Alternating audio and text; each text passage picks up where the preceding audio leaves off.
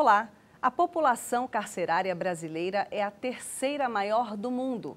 São quase 720 mil presos. Este número representa quase o dobro do número de vagas disponíveis. São dados do Levantamento Nacional de Informações Penitenciárias do Ministério da Segurança Pública. O fórum de hoje traz também os números do Conselho Nacional de Justiça, que modificou a forma de mensurar os resultados. Quem alimenta o Banco Nacional de Monitoramento de Prisões é a própria equipe do juiz. Vamos ver no quadro Olha o Direito Aí.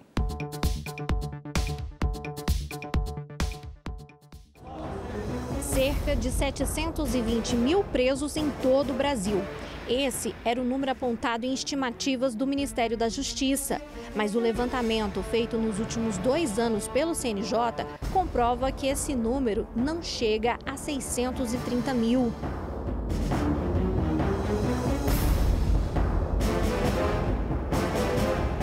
O sistema, como unifica as informações nacional de um banco de dados de prisão e soltura, fica mais fácil de identificar a prisão de algum acusado em outro estado da federação e, com isso, dar celeridade aos nossos processos, cientificando ele com relação aos nossos processos que estão ocorrendo e também informando aos outros estados quanto à prisão deles aqui no Distrito Federal. Dessa forma, nós do Conselho Nacional de Justiça nos propusemos a não nos substituir ao Poder Executivo, nem ao Poder Executivo Federal, nem ao Poder Executivo dos estados, mas cumprir a nossa parte, porque, verdade seja dita, é o juiz que prende, é o juiz que solta.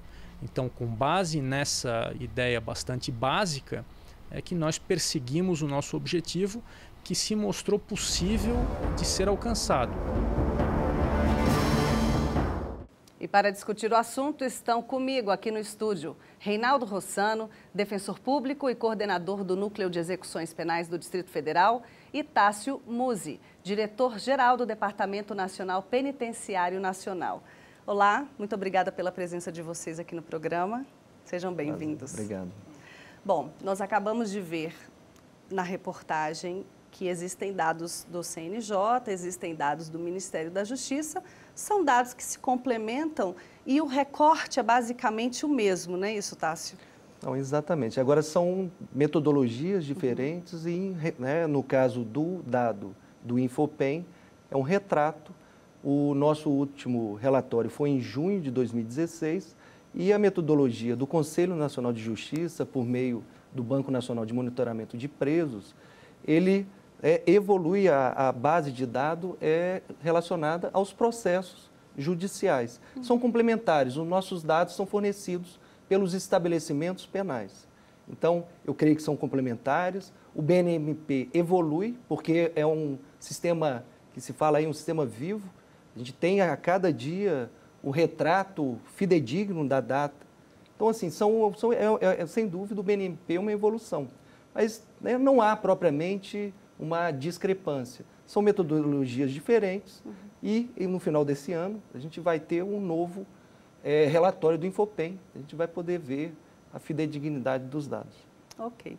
Reinaldo, na prática, essa alimentação instantânea, diária que acontece pelo CNJ, ela melhora o sistema? Qual é a sua opinião? Sem dúvida, melhora. Hoje, nós ouvimos, inclusive, na reportagem, os sistemas não são interligados. Então, a gente tem ainda alguns problemas. Por exemplo, um juiz aqui do Distrito Federal, ele emitiu uma ordem de prisão.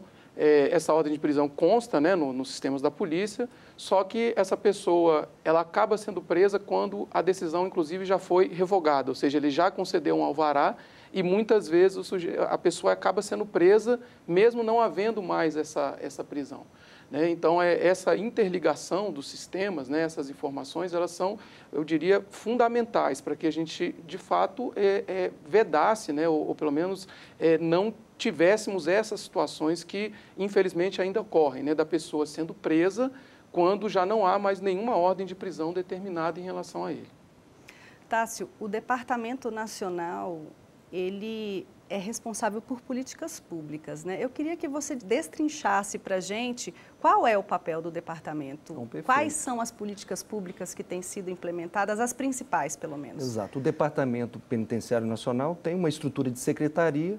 A gente tem dois objetivos fins. Primeiro, que para a gente é essencial, é a execução de políticas públicas penitenciárias em âmbito nacional. E o outro, mais recente, a partir de 2006, é a gestão propriamente do sistema penitenciário federal. Com relação a políticas públicas, nós temos um fundo, o Fundo Penitenciário Nacional, e a gente, com base em boas práticas, em orientação do Conselho Nacional de Política Penal e Penitenciária, a gente tenta, por meio de investimento com recursos, induzir, fomentar boas práticas nos estados. Por exemplo, o FUNPEN, a partir de 2016, houve um descontingenciamento, a partir de uma decisão do Supremo Tribunal Federal, e a gente tem aplicado recursos, por exemplo, incentivando a construção de novos presídios. A gente como você bem pontuou, há uma taxa de ausência de vaga, quase, nossa taxa de superlotação é quase de 200%. Então, a gente incentiva a criação de novas vagas, seja por meio de construção de novos estabelecimentos, mas também de políticas voltadas a uma responsabilização que não necessariamente envolva o encarceramento. Bom, você citou alguns dos motivos que causam essa superlotação. Você enxerga saída para isso? Eu enxergo. Assim, eu costumo sempre, na minha vida mesmo, pessoal e profissional, a gente precisa ter esperança, né? Precisa ter fé para que a gente tenha um mundo melhor. Eu enxergo, a partir do momento em que eu vejo, por exemplo, a questão aqui do Dr. Tássio comentando a finalidade do Departamento Penitenciário, a questão da política pública, eu entendo que a questão voltada à política pública do sistema penitenciário, ela é imprescindível, e aí eu vejo a Defensoria Pública como órgão defensor das pessoas vulneráveis, e a pessoa que está encarcerada naturalmente é uma pessoa vulnerável. Então, eu enxergo, sim, que há políticas que precisam ser implementadas, que precisam ser feitas, justamente buscando algo que a Constituição assegura, que é a dignidade da pessoa encarcerada. A pessoa que está encarcerada, ela tem o seu direito de liberdade, por óbvio, né, é afastado, mas os demais direitos dele precisam ser preservados. E eu entendo que, a partir do momento em que a gente não dá essa dignidade ao preso, um momento ele vai sair, né? E no momento em que ele sair, ele vai acabar saindo, como acontece, muito pior do que entrou.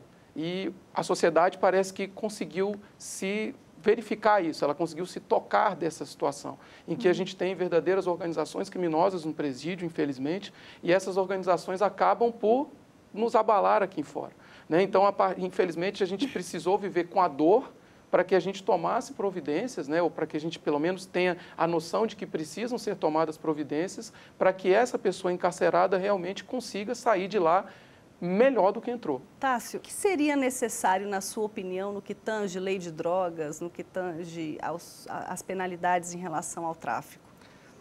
Em relação é até interessante a gente falar que o principal objetivo estratégico do DEPEN é promover um sistema penal justo. Então, o justiça vem, né, o doutor Reinaldo falou bem, responsabilização, a gente tem que lembrar que quem comete o crime tem uma pena. Agora, tem, pelo menos, né, a gente pode falar, mais dois pilares. Primeiro, respeito, né, o limite da responsabilização é o que está na Constituição, está na lei, envolve, né, notadamente, questão de direitos humanos. E, por último, a questão da ressocialização. Essa pessoa, né, a gente tem que lembrar, ela não existe pena, né, prisão perpétua, nem pena de morte. Então, ela vai voltar. Então, a gente precisa qualificar essa pessoa, primeiro com saúde, né, mínimo, básica, educação e trabalho. Agora, com relação à porta de entrada, a gente entende que tem que haver uma qualificação e aí envolve todos os atores de justiça criminal. Então, verificar é um trabalho árduo aí. Agora, a gente tem que viabilizar, sobretudo, o juiz, né, foi muito bem falado com o doutor Márcio na abertura, que é ele que, né, ao fim e ao cabo, é responsabilização, tanto autorizar, né, por meio do decreto de prisão, a entrada como a saída. Então, a gente tem que qualificar e, sobretudo, o quê? Conferir ao juiz medidas concretas, eficazes, que eventualmente qualificam essa entrada, como centrais de alternativa penal, centrais de monitoração eletrônica, cada qual, né, de acordo com o perfil daquele preso. Em relação ao tráfico, a gente tem um percentual hoje, seja em relação aos homens, 26% da população carcerária de homens é decorrente do tráfico, da mulher, 62%. é em virtude do tráfico, entre aspas, tráfico. Então, é uma discussão que se faz necessária na diferenciação das diversas possibilidades ali, né, desse dito tráfico, e verificar qual efetivamente necessita do encarceramento, essa entrada no sistema. E a gente tem visto que, pelo menos as duas principais facções criminosas do Brasil, elas têm base prisional, ou seja, se o Estado não cumprir seu papel no estabelecimento penal, essas facções vão cumprir o papel do Estado, cooptando. Então, é uma discussão que se faz presente. Bom, com a modificação em relação à penalidade para o tráfico em menor grau, a realidade mudou? Pessoalmente, eu acredito que a gente precisaria, de fato, fazer uma mudança em relação à questão relacionada às drogas, né? Ou seja, nós imitamos muito o americano na guerra às drogas, né? E, na verdade, essa guerra às drogas nunca foi efetivamente uma guerra à droga especificamente, mas foi guerra às pessoas que convivem com as drogas. Então, acredito eu que o tratamento que precisa ser dado a um traficante de drogas, né, e isso já é uma grande dificuldade até na prática da gente diferenciar quem é de fato um traficante e quem é um usuário de drogas, há esse grande problema, mas esse tratamento precisaria ser, na minha visão, modificado. Hoje, para que se tenha uma ideia, o traficante de drogas ele é tratado da mesma forma que um latrocida. Ele é tratado da mesma forma de que um estuprador, por exemplo, no presídio. As regras que existem de progressão, as regras que existem de encarceramento, para essa pessoa condenada por tráfico, é a mesma que existe para esses outros condenados, que, na minha visão, são muito mais graves, são muito mais perigosos do que o próprio traficante. É claro que a gente precisaria ter uma série de políticas, porque eu não sou favorável à droga, pelo contrário, eu acho que a droga é um mal, mas é um mal que precisa ser combatido também, ou principalmente, como problema de saúde, e não como problema de segurança pública, como nós sempre fizemos. E é claro que a questão do encarceramento é muito complexa, mas eu não tenho dúvida em dizer que um dos fatores que contribuem efetivamente para o encarceramento em massa, como temos hoje no Brasil, é essa política que nós fizemos até hoje de enfrentamento às drogas. Mas acredito que há decisões recentes, há decisões do Supremo Tribunal Federal, que os tribunais acompanharam, no sentido de que o tráfico privilegiado, que é aquele tráfico, vamos dizer, da pessoa ainda a primeira passagem dela, né? Ou seja, uma pessoa que não se dedica a ações criminosas, a pessoa que é primária. O fato do Supremo ter dito que essas pessoas condenadas por tráfico, esse tráfico não é um crime hediondo, já é um bom sinal, já é uma boa sinalização. Mas a gente precisa repensar o sistema, porque infelizmente a gente tem que reconhecer que o nosso sistema hoje é um sistema falido. É um sistema que não recupera ninguém, é um sistema que, se a gente continuar com as taxas de encarceramento que a gente tem hoje, logo, logo nós alcançaremos aí o título de país com maior taxa de encarceramento e o pior, sem ter vagas disponíveis para isso. A gente depende de todos os atores envolvidos. A audiência de custódia tem feito seu papel de não permitir a entrada. Temos as centrais de alternativa penal que possibilitam ao juiz ter uma maior segurança em relação a adotar uma medida que não seja encarceradora, uma vez que vai ter uma responsabilização, um acompanhamento por uma equipe multidisciplinar e que vai dar resposta, ou pelo menos acompanhamento, àquele, em tese, né, se for um preso provisório criminoso, e também a monitoração eletrônica, que é uma medida também, o nosso enfoque dentro do Departamento Penitenciário Nacional, a monitoração eletrônica, ela tem, a nossa política tem um enfoque de evitar que a pessoa vá para o estabelecimento penal. Eu agradeço a vocês e peço um minutinho, porque agora o Fórum faz uma rápida pausa e volta já já, não saia daí.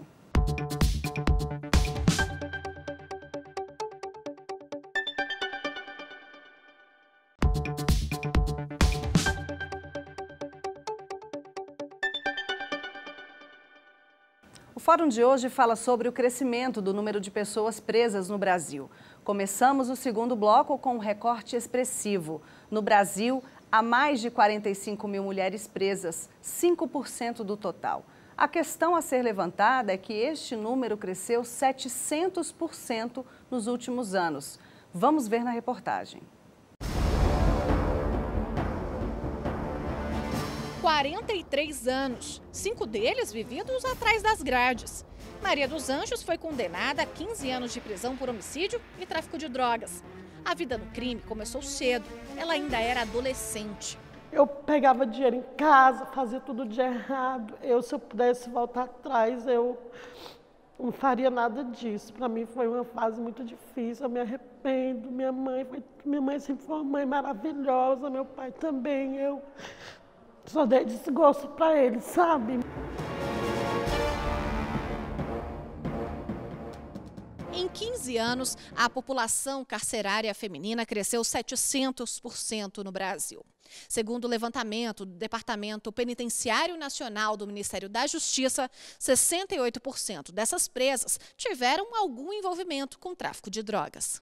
Bom, a gente trouxe o caso da Maria dos Anjos, que está presa por homicídio e tráfico de drogas. Mas o recorte geral, Tássio, ele não é focado em homicídio. O recorte, dentro do nosso levantamento de junho de 2016, 62% das mulheres encarceradas, o crime base é o tráfico de entorpecentes. Depois vem os crimes patrimoniais e os crimes contra a vida. É um dado preocupante. A gente viu um crescimento dessa população carcerária feminina, que a gente entende que é uma população vulnerável, e também um percentual que tem aumentado, 5%. E é realmente preocupante. Reinaldo, que tráfico é esse? Normalmente, vamos dizer que é uma série de situações que levam, né, a uma pessoa do sexo feminino, essa pessoa a ingressar nessa vida do tráfico. Né? Normalmente, vamos dizer que ela começou um relacionamento com uma pessoa que normalmente tinha uma vida já ligada ao tráfico, normalmente essa pessoa é encarcerada e aí a partir de então ela vai acabar ou se envolvendo com o tráfico, normalmente iniciando, acho que teria uma gradação que ela começa iniciando, levando droga para aquela pessoa que está presa, seja um marido, seja um filho, sofre uma primeira condenação, mas a partir de então ela vê que a vida dela normalmente não tem muitas oportunidades, acaba ingressando na própria parte do tráfico. Eu diria que hoje, em termos de trabalhos acadêmicos, né, que existem, a maior parte deles volta muito para essa questão do encarceramento feminino. É uma realidade, infelizmente, muito triste que a gente tem. Né? A questão da família, é óbvio que a família é muito importante e normalmente a gente vê essa escola do crime partindo de famílias desestruturadas. Né? Eu, como defensor público, já atuei várias vezes em casos em que eu olhava, via um garoto de 9 anos de idade e eu já via a perspectiva, infelizmente, da vida dele. Ou era preso ou era morto. Né? Então, infelizmente, é essa realidade que nós temos no Brasil. Essa questão, a gente vê, por exemplo, ela dizendo, né, olha, eu vou sair daqui a 1 ano, eu vou ter direito ao regime semiaberto. Mas e daí? E depois que ela sair no regime semiaberto? Que perspectiva ela terá? Se normalmente o encarceramento que ela teve, esse período todo de encarceramento, se esse encarceramento não tivesse sido produtivo para ela. Né? Ela demonstra ali um arrependimento, né? Demonstra um remorso em relação à mãe, em relação aos filhos, mas a partir do momento em que ela alcança um benefício, o Estado precisa estar presente. Né? O Estado precisa, seja com oportunidade de emprego, seja com oportunidade de educação para ela, ele precisa estar presente. Infelizmente, com essa questão de intolerância que a gente tem hoje na nossa sociedade, né, presente, né, arraigada na nossa sociedade, as pessoas normalmente vão dizer, não, mas se nem para quem cometeu crime existe emprego, por que eu vou dar emprego para quem comete crime? Né? Ou seja, a gente não tem essa política de separar as coisas. Tássio, é um recorte muito preocupante, né? Porque se a gente for parar para pensar, são mulheres, em sua maioria, negras, com baixa escolaridade, arrimo de família, muitas vezes, e envolvidas em toda essa situação de famílias, muitas vezes, já no mundo das drogas. E, com certeza, é um público muito específico e a política pública precisa ser muito direcionada também. Como é que acontece isso dentro do Departamento Nacional? Para você ter uma ideia, perfeito, a gente considera, no âmbito do nosso departamento, a gente tem um setor de pessoas vulneráveis e a mulher, por todas essas circunstâncias, e a gente acrescenta mais um dado que não envolve só a mulher, mas também o sistema prisional, são os jovens. 55% da nossa população carcerária, e é a média que se reflete também em relação às mulheres, são os jovens, aqueles de 18 a 29 anos. Está naquela urgência, inclusive, em relação ao mercado de trabalho. Como é que a gente trata isso? Em relação a... Né, a gente viu dois aspectos, pelo menos, a questão da responsabilização, em que houve a prevenção especial ali, a pessoa percebendo que o crime não vale a pena, mas tem esse outro ponto, que é a questão da ressocialização. Essa pessoa vai voltar para a sociedade. O que a gente tem investido? A gente tem investido não só a saúde, que é essencial para a pessoa ficar ali, mas também em educação, uma educação qualificada, que permita que essa pessoa, ao sair, ela tenha um emprego qualificado, e também a questão de trabalho. Em julho agora, o Ministério da Segurança Pública, houve um decreto presidencial e já tivemos uma regulamentação no Ministério da Segurança Pública de um Programa Nacional do Trabalho, que envolve são medidas mais amplas, mas tem já uma medida específica, no sentido de se determinar em relação a contratações públicas de serviços acima de 330 mil, que haja um percentual destinado não só à pessoa presa, mas à egressa. A gente tem muita preocupação. É claro, o preso tem que ser qualificado ali, ele tem que ter uma ocupação, seja para a sua valorização pessoal, mas também para prover renda para a sua família, para eventualmente indenizar o Estado. Agora, a gente se preocupa também com a porta de saída. A gente tem que dar alternativa para que ele não reingresse no sistema penal. Reinaldo, muitos presos estão sem condenação definitiva e isso é um problema sério. Na verdade, há um problema notório, né, de ausência de celeridade, né, na justiça, nos julgamentos, mas há algo que já é feito, né, que se chama execução provisória. Né? Então, quando a pessoa é condenada em primeira instância, né, a lei de execução penal já determina que o juiz, ao condenar e manter essa pessoa presa, ele já deve emitir aquilo que a gente chama de guia de execução. Então, essa pessoa, quando eu fui condenada, a pessoa foi condenada a 5 anos no regime semiaberto, por exemplo. Se o juiz mantiver a prisão dessa pessoa, ele já tem uma obrigação, uma determinação legal de que ele peça essa carta de guia. E a partir daí, com essa carta de guia, nós já vamos iniciar a execução dele. Claro que ainda há alguns equívocos, né? Às vezes o juiz não expede essa carta de guia, mas aí é um erro, é um equívoco, é uma exceção. A regra é que essa pessoa, mesmo presa provisória, ainda pendente, né, da análise de um recurso pelos tribunais, essa pessoa ela já tenha direito à execução penal. Então, por exemplo, a prisão provisória, que certamente é um dos maiores problemas que a gente tem hoje no sistema penitenciário, essa prisão provisória ela é cumprida com um rigor pior do que um rigor de um regime fechado. E a partir daí, quando, vamos supor que ela seja condenada a um regime semiaberto, ela já tem que ser transferida para um presídio compatível com o regime semiaberto, ela já vai ter direito àqueles benefícios que teria como se tivesse no regime semiaberto, muito embora o recurso dela ainda esteja passível de apreciação. Então, acredito que, claro, o ideal seria que os julgamentos fossem mais céleres, mas há alternativas para isso. A alternativa é essa execução provisória, uma execução provisória que se dá em benefício da própria pessoa sentenciada. Eu queria também aproveitar para tocar nessa questão do trabalho, porque normalmente as pessoas falam assim, o preso ele precisa trabalhar, ele deve trabalhar. E eu diria, como defensor, atendendo a massa carcerária, eu não tenho dúvida em dizer que 95% deles querem trabalhar. Por uma série de fatores, porque a pessoa que está encarcerada, está dentro de uma cela, quando ela consegue trabalhar, ela vai sair dessa cela. Ela possui um benefício da remissão penal, que é descontar parte da pena a partir do momento do trabalho, e em termos de poder público, é interessante esse trabalho também, por quê? Porque a própria lei de execução penal, ela prevê que as despesas, a remuneração do trabalho do preso, ela deve ser, inclusive, utilizada para a manutenção das despesas dele. Algo que a gente não vê hoje na prática. Então, aquele preso que recebe um salário, a destinação do salário dele também deve ser para custear as despesas dele do encarceramento. Então, o trabalho, sem dúvida nenhuma, é algo muito importante na execução.